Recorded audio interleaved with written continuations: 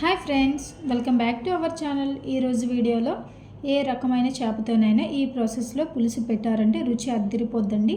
అలానే రోజులా కాకుండా ఈ పులుసు పెట్టుకున్న రోజు మాత్రం కొంచెం అన్నం ఎక్స్ట్రా తింటారు, ఇది పక్క. అలానే రుచికరమైన ఆంధ్రా చేపల పులుసు తయారీ విధానం చూసే ముందు నా ఛానల్ ఫస్ట్ టైం చూస్తున్న వాళ్ళు ఎవరైనా ఉంటే ప్లీజ్ సబ్స్క్రైబ్ చేసుకొని చూడండి. మరి తయారీ విధానం చూపిస్తారండి.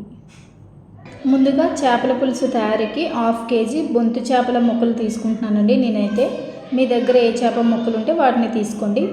ఈ చేప ముక్కలలో 1 స్పూన్ కారం, అలానే తగినంత సాల్ట్ యాడ్ చేసి బాగా కలుపుకోవాలి. కలుపుకొని కాసేపు పక్కన పెట్టుకోండి. మనం చేపల పులుసుకు ఆనియన్స్ అన్నీ వేగించేలోపు పక్కన పెట్టుకోండి. చేపల పులుసు తయారీకి ముందుగా ఇలా కలిపి పెట్టుకోవాలండి.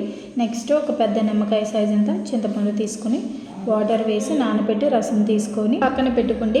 ఇప్పుడు చేపల పులుసు తయారీకి ఒక వెడల్పాటి ప్యాన్ పెట్టుకొని తగినంత ఆయిల్ యాడ్ చేసి ఆయిల్ హీట్ అయిన తర్వాత 1/2 స్పూన్ వేసుకోండి మెంతులు, అలానే 1 కప్పు సన్నగా తురిమిన ఆనియన్స్, 4 పచ్చిమిర్చి వేసి కలిపి ఒక రెబ్బ కరివేపాకు కూడా యాడ్ చేసి కలుపుకొని మూత పెట్టి లైట్ గోల్డెన్ బ్రౌన్ కలర్ వచ్చే వరకు మగ్గించుకోవాలండి.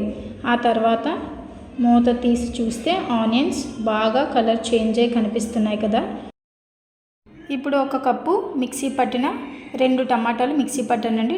టమాటా ప్యూరీ యాడ్ చేసుకోవాలి. నెక్స్ట్ నేను సరిపడా సాల్ట్ యాడ్ చేసుకుంటున్నాను. సాల్ట్ యాడ్ చేసి ఒకసారి కలుపుకొని మూత పెట్టి బాగా మగ్గించుకోవాలి.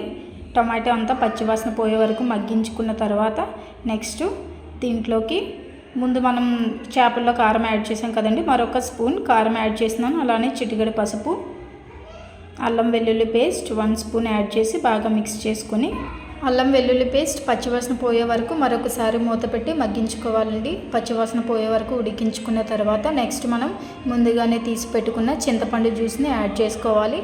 అలానే చేప ముక్కలు మునిగే వరకు సరిపడా వాటర్ని కూడా యాడ్ చేసుకోవాలి. నేనైతే 1 గ్లాస్ వాటర్ని యాడ్ చేస్తున్నాను. వాటర్ యాడ్ చేసి బాగా బాయిల్ చేసుకోవాలి, మరిగించుకోవాలి. బాగా మరిగిన తర్వాత మనం ముందుగానే కారం ఉప్పు కలిపి పెట్టుకుని ఈ చేప ముక్కల్ని 1 by 1 యాడ్ చేసేసుకొని ఒకసారి స్లోగా కలుపుకొని మూత పెట్టి ఉడికించుకోవాలండి. ఒక 4 నిమిషాల పాటు మీడియం ఫ్లేమ్లో ఉడికించుకుంటే చేపల పులుసు రెడీ అయిపోతుంది. స్లోగా ఉడికించుకోవాలి. ఇప్పుడు 1 స్పూన్ ధనియా పౌడర్, అలానే 1/2 స్పూన్ గరం మసాలా యాడ్ చేస్తున్నాను. యాడ్ చేసి మరొక 1 minute ఉడికించుకోవాలి. ఇలానే కలపండి, గట్టి పెట్టి కలపొద్దు. లాస్ట్లో చేపలు ముక్కలుగా అయిపోతాయండి గట్టి పెట్టి కలిపితే. ఇలా ఒకసారి కలుపుకొని దించే ముందు కొత్తిమీర కొంచెం వేసుకొని స్టవ్ ఆఫ్ చేసేసుకోవాలండి. అంతేనండి, ఎంతో సింపుల్గా వంట రాని వాళ్ళు కూడా చేసే విధంగా ఆంధ్రా స్టైల్ చేపల పులుసు రెడీ అయిపోయిందండి.